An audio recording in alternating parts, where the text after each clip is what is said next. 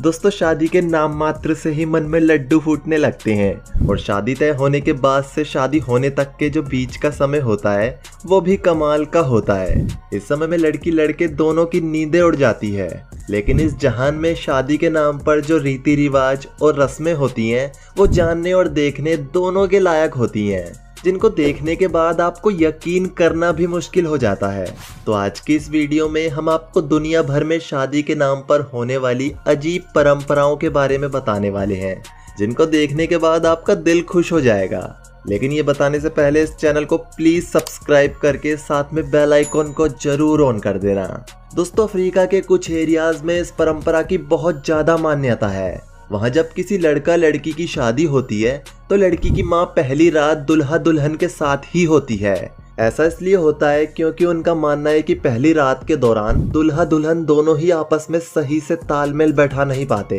इसी तालमेल को बैठाने के लिए और दोनों के बीच नजदीकियां बढ़ाने के लिए दुल्हन की माँ दुल्हन के साथ होती है। अब इससे नजदीकियां बढ़े ना बढ़े, लेकिन दूल्हा इससे जरूर अनकंफर्टेबल हो जाता होगा।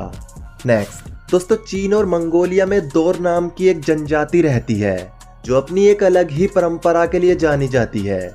इस जनजाति के लड़का लड़की की जब शादी तय होती है तो उस जोड़े के हाथ में चाकू थमा दिया जाता है। इस जोड़े को एक साथ चाकू पकड़कर मुर्गी के बच्चे को मार के उसका लीवर देखना होता है। अगर उसका लीवर 100% तक स्वस्थ होता है तो इसे उस प्रेमी जोड़े के लिए बहुत शुभ माना जाता है।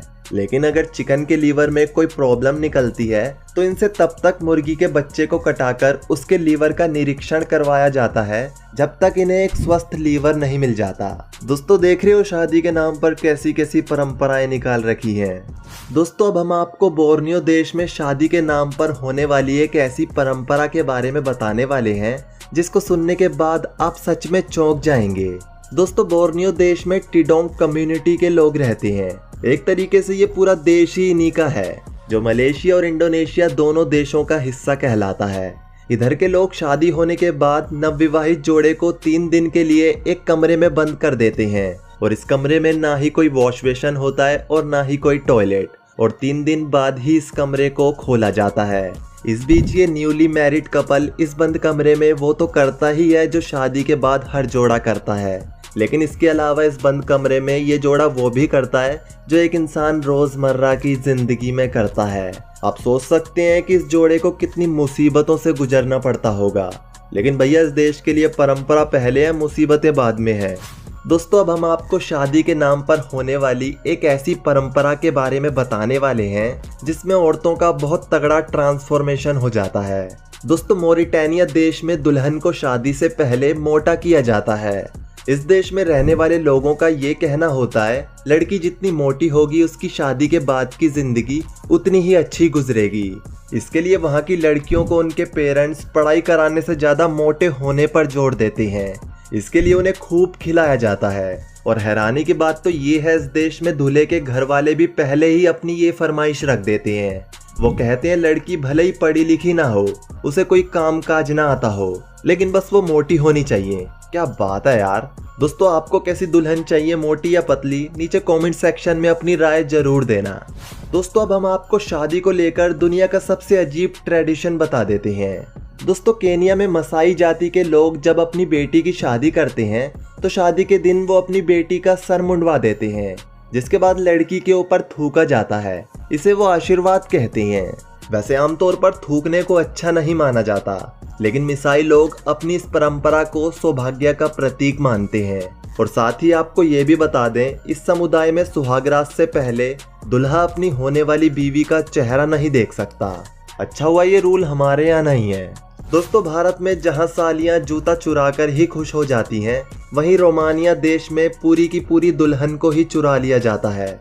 जी हाँ, यहाँ शादी के दिन दुल्हन को किडनैप करने की परंपरा है, जिसके बाद दुल्हे राजा अपनी होने वाली बीवी को छुड़ाने जाता है।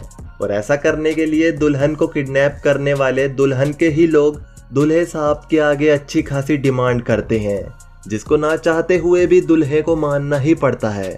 वो कहते हैं ना मरता तो क्या ना करता। कुछ ऐसा ही सीन यहाँ दुल्हे के साथ भी हो जाता है, जिसके बाद दुल्हा दुल्हन को छुड़ाने के बाद डांस करके भी दिखाता है। दोस्तों अब हम आपको फ्रांस में शादियों का एक ऐसा ट्रेडिशन बताएंगे जिसमें दूल्हे को ठीक से सुहागरात तक नहीं मनाने दी जाती। जी हाँ, फ्रांस में जब किसी जोड़े की शादी होती है तो पहली रात को उस नवविवाहित जोड़े के घर के बाहर उनके दोस्त और रिश्तेदार आकर खूब शोर शराबा करते हैं। वहाँ बर्तन बजाए जाते हैं, ड्रम बजाए जाते हैं और यहाँ तक कि उनको आवाजें भी लगाई जाती हैं। इस परंपरा को इसलिए किया जाता है, इसके होने वाले शोर से नवविवाहित जोड़े के घर से नकारात्मक ऊर्जा चली जाती है और वो न्यूली मैरिड कपल अपना जीवन काफी खुशहाली से गुजार पाता है। इस सदियों पुरानी परंपरा को फ्रांस में चारीवारी के नाम से जाना जाता है। दोस्तों अब हम आपको स्कॉटलैंड की एक ऐसी परंपरा के बारे में बताएंगे जो वहाँ सदियों से निभाई जा रही है। दोस्तों ये बहुत ही अजीबोगरीब रस्म है जिसमें दुल्हा दुल्हन दोनों को ही कालिक लगाई जाती है। भले ही वो शादी जैसे पवित्र रिश्ते में बंधकर एक महान काम करने जा रहे हों, लेकिन उनको कालिक लगा दी जाती है। ऐसा कपल के करीबी लोग करते हैं। इस स्कॉटिश परंपरा के अनुसार ऐसा करने से कई फायदे होते हैं। सबसे पहले तो ये कालिक दुल्हा दुल्हन को बुरी नज़र से बचाती है और उनके जीवन में आने वाली कठिन परिस्थितियों से लड़ने की ताकत भी ये कालिक उन्हें देती है। भाई वाह, बड़ा दम है इस कालिक में। दोस्तों अब हम आपको साउथ सूडान देश की शादी को लेकर एक ऐसी परंपरा बताएंगे जिसमें लड़की से पहले पूछा जाता है। दोस्तों दक्षिण सूडान में शादी से पहले लड़की के आगे ये प्रस्ताव रखा जाता है कि वो कितने बच्चे चाहती है। अगर वो एक बच्चा बोलती है तो उसकी शादी कहीं भी नहीं होती, लेकिन अगर वो 5 बच्चे बोलती है तो लड़के वाले खुश होकर शादी पक्की कर देते हैं। सूडान के लोग इसे अपनी पुश्तैनी परंपरा बताते हैं और इस परंपरा के दौरान लड़की को कम से कम 4 बच्चे तो पैदा करने ही होते हैं। अगर वो 5 बोलकर कम बच्चे पैदा करती है तो उसका पति उसे ऑफिशियली तलाक दे सकता है। दोस्तों अब हम आपको आयरलैंड में घोड़े और दुल्हन का एक ट्रेडिशन बता देते हैं। आयरलैंड में जब किसी लड़की की शादी हो रही होती है तो वह एक छोटे घोड़े की नाल को अपने साथ रखती है। इसे दुल्हन और उसके होने वाले पति के लिए सौभाग्य का प्रतीक माना जाता है।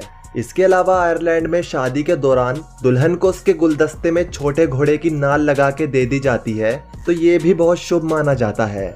लेकिन दोनों ही परिस्थितियों में घोड़े की नाल ऊपर की तरफ यानी कि यू शेप में होनी चाहिए। दोस्तों अब हम आपको फिजी देश में शादी को लेकर एक वियर्ड ट्रेडिशन बताते हैं। फिजी देश में जब कोई लड़का किसी लड़की का हाथ मांगने जाता है तो उससे पहले अपने होने वाले ससुर को हवेल मछली का दांत उपहार में देना होता है, जिसे वहाँ बलीन कहा जाता है।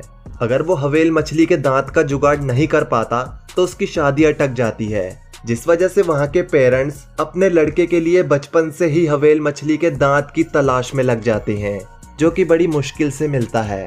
तो दोस्तों उम्मीद करता हूँ ये एपिसोड आपको पसंद आया होगा।